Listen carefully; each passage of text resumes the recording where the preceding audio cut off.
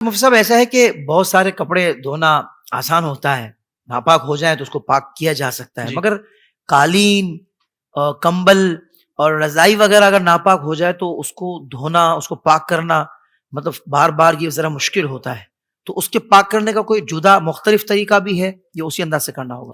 جی ہاں، بالکل آپ نے ہم، صحیح فرمایا کہ اس کو پاک کرنے کا بالکل الگ طریقہ ہے. جن چیزوں کو نچوڑنا ممکن نہیں ہوتا اچھا، ان کے پاک کرنے کا طریقہ الگ ہوتا ہے، اور جن چیزوں کو نچوڑا جا سکتا ہے ان کو پاک کرنے کا علیحدہ صحیح، طریقہ ہوتا ہے. اب چونکہ کمبل، قالین، رضائی وغیرہ یہ وہ چیزیں ہیں کہ جن کو نچوڑا نہیں جا سکتا. اسی طریقے سے جو بیڈ ہوتا ہے، بچے پیشاب کر دیتے ہیں، اسے بھی ہم، ظاہر ہے نچوڑنا ممکن نہیں ہوتا. تو ایسی چیزیں کہ جن کو نچوڑنا ممکن نہیں ہے اور وہ ناپاک ہو جائیں، تو اس کو پاک کرنے کا طریقہ یہ ہوتا ہے کہ پہلے اس کو اچھی طریقے سے دھوئیں، اور دھونے کے بعد اسے چھوڑ دیں. جب پانی ٹپکنا موقوف ہو جائے پھر دوبارہ اس کو دھوئیں، ہم، اور پھر اچھی طرح دھونے کے بعد پھر اس کو پانی ٹپکنے کے موقوف ہونے کا انتظار کریں، پھر تیسری مرتبہ دھوئیں. تو یہ 3 بار اچھی طریقے سے دھونے سے یہ بیڈ یا پھر یہ کمبل، قالین وغیرہ یہ بالکل پاک ہو جائے گا. لیکن اگر ہم اس کمبل، قالین، رضائی وغیرہ کو جاری پانی میں پاک کر رہے ہیں، اور جاری پانی کا مطلب یہ ہے کہ اس کی دھار منقطع نہ ہو، جاری پانی میں اگر پاک کر رہے ہیں تو بس ایک مرتبہ اچھی طریقے سے اس کو دھو لیا جائے.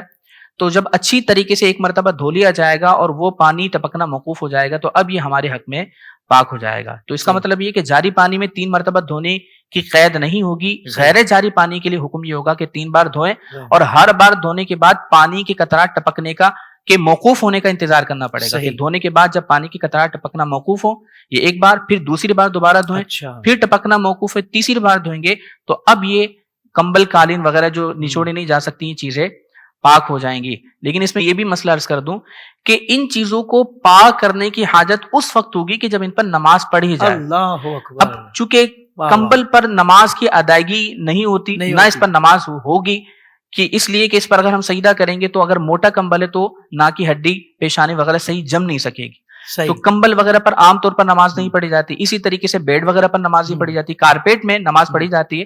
اس میں بھی حکم یہ ہے کہ اگر آپ اس پر اگر کوئی موٹی چادر وغیرہ بچھا کر اگر آپ نماز پڑھ لیں، یا آپ کوئی ایسا کپڑا بچھا دیں کہ جس سے ناپاکی چھن کر اوپر نہ آئے، تو اس پر بھی نماز ہو جائے گی. صحیح، تو اب چونکہ ان کو پاک کرنا ضروری نہیں ہے، ہم، اس لیے اگر اس مشقت کو نہ اٹھائیں تو کوئی ضروری نہیں ہے. لیکن اگر نظافت ہم، کے خیال سے، نظافت کا اعتبار کرتے ہوئے کہ پاکی ہمارے ایمان کا حصہ واہ ہے، واہ واہ واہ، اور اس میں ایک صورت یہ بھی بن سکتی ہے کہ بسا اوقات کوئی شخص اس لیے ان چیزوں کو پاک کرنا چاہتا ہے ہم، کہ اگر کوئی تر چیز ان ناپاک چیزوں پر لگ جائے اور اس ناپاکی کا اثر تری کی وجہ سے آ جائے تو پھر یہ بھی چیز ناپاک ہو جائے گی. مثلا کارپیٹ ہے، صحیح، کارپیٹ پر ناپاکی لگی تھی اور گیلے پاؤں اس پر رکھ دیے اور پھر وہ ناپاکی اس طریقے کے ساتھ آ گئی تو اب یہ پاؤں ناپاک ہو جائے گا. صحیح، تو اگر اس قصد و ارادے کے ساتھ قالین وغیرہ کو پاک کرنا چاہیں تو پاک کر سکتے ہیں. لیکن یہ کمبل کو، قالین کو، رضائی کو یہ پاک کرنا ضروری نہیں ہے، ہم، جبکہ اس پر چونکہ نماز ادا نہیں کی جاتی. نماز پڑھنے کے ارادے سے اگر کارپیٹ کو لے لیں تو کارپیٹ پر نماز ادا کی جاتی، اس کو پاک کرنا چاہیں تو صحیح، یہی طریقہ ہوگا. ہمارے بعض بھائی جو ہے وہ بہت زیادہ پریشان ہو جاتے ہیں ہم، بیڈ کے حوالے سے.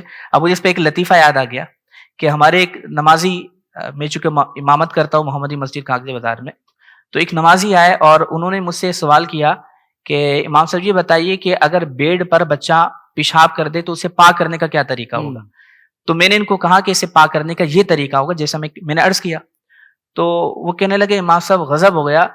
میں نے کہا کیا ہوا؟ تو کہنے لگے امام صاحب مسئلہ یہ ہے کہ میرا بچہ پیشاب کرتا رہا بیڈ پر، ہم، تو میں جہاں جہاں بچہ پیشاب کرتا تھا میں کینچی سے اس بیڈ کے حصے کو کاٹ دیتا تھا، اور اللہ، اب حالت یہ ہوئی کہ کاٹ کاٹ کے وہ پورا بیڈ ختم ہو چکا ہے. ہائے ہائے ہائے، تو نادانی کی وجہ سے، بسا اوقات علم نہ سیکھنے کی وجہ سے ہم ہم، بہت سارے نقصانات کا شکار ہو جاتے ہیں. اس لیے کسی بھی شرعی اور دینی مسئلے کے حوالے سے مستند علماء اور مفتیان کرام سے رابطہ کر کے علم سیکھنا ضروری ہے. واہ واہ واہ واہ.